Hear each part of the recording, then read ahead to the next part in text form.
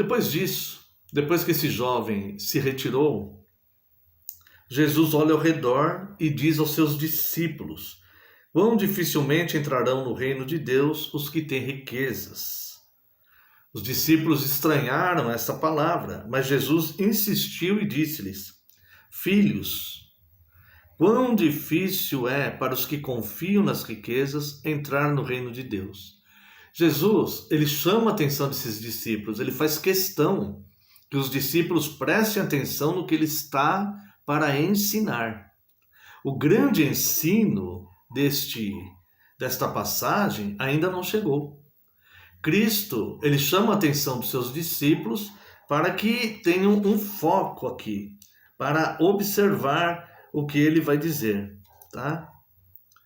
Jesus diz assim: é mais fácil passar um camelo, verso 25, pelo fundo de uma agulha do que entrar no rico no reino de Deus.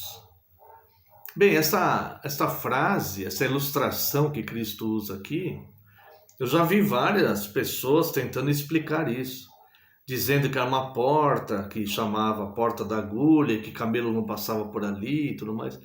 Na verdade, Cristo está dando uma lição aqui mesmo. De fato, ele se refere a um camelo e uma agulha mesmo.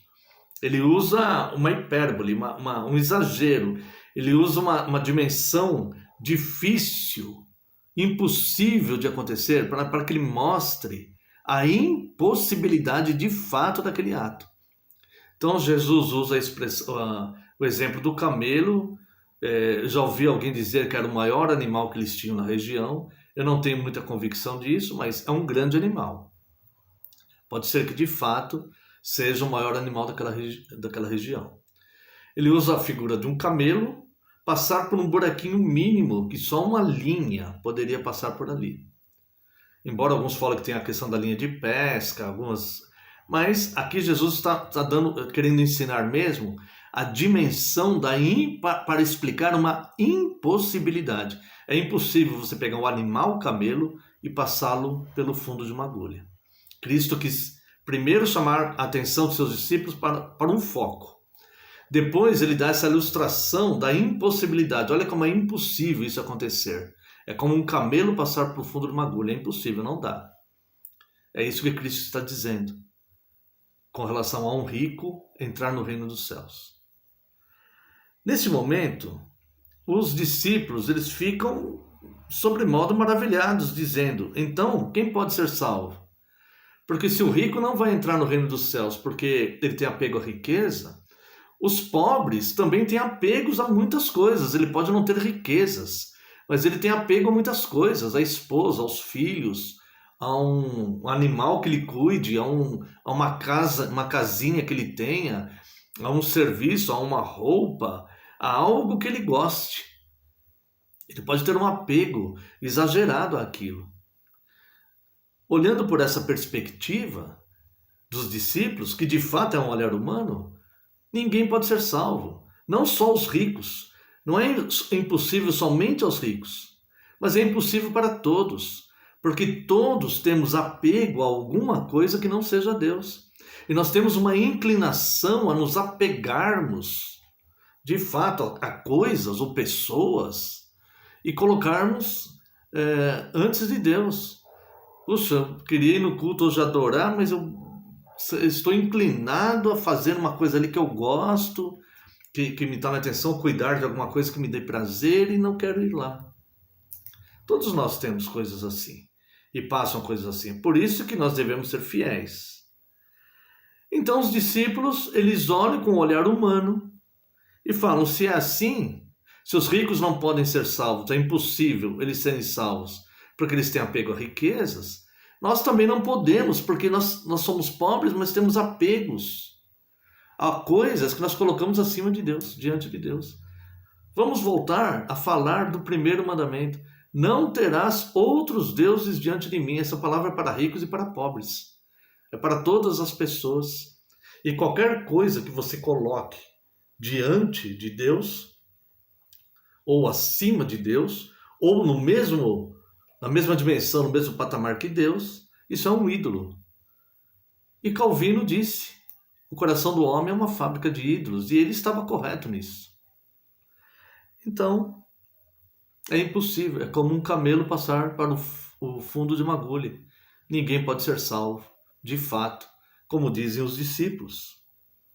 Então, verso 26, e eles ficaram sobremodo maravilhados, dizendo entre si, então, quem pode ser salvo? Verso 27, Jesus, porém, fitando neles o olhar, disse, para os homens é impossível, contudo, não para Deus, porque para Deus tudo é possível. Então perceba aqui que este é o grande ensino desta passagem. É este ensino, que Cristo quis chamar a atenção dos seus discípulos para que tenham foco nesse ensino. É por isso que Cristo deu uma ilustração de algo tão desproporcional. Um camelo e o buraco de uma agulha. O camelo passar pelo buraco de uma agulha é algo impossível, desproporcional. Então Cristo chama a atenção através de um exagero para que eles consigam entender que isto, de fato, para os homens é impossível. O próprio Cristo ele vem dizer aqui, para os homens é impossível. Jesus concorda com eles naquela visão humana. Então quem poderá ser salvo? Nenhum de nós. Não é só os ricos, não. Nós também não poderemos. E Jesus confirma. Para os homens é impossível. Então, olha só, ele diz, contudo, não para Deus, que para Deus tudo é possível. Então a salvação é uma obra exclusiva de Deus, ela é impossível para o homem. Mas para Deus não, então Deus pode salvar aqueles que Ele quiser. A palavra diz que esses que receberam o poder de serem filhos de Deus são aqueles que nasceram de novo, mas não nasceram da vontade do homem, nem da vontade da carne, mas nasceram da vontade de Deus. Deus é que os fez nascer de novo. Não foi o homem que escolheu esse processo de salvação. O homem ele não pode fazer isso. O homem ele vai ter apegos sempre a alguma coisa.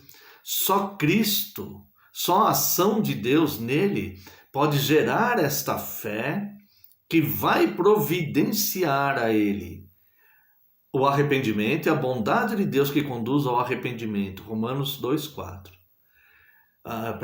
Romanos 4:2.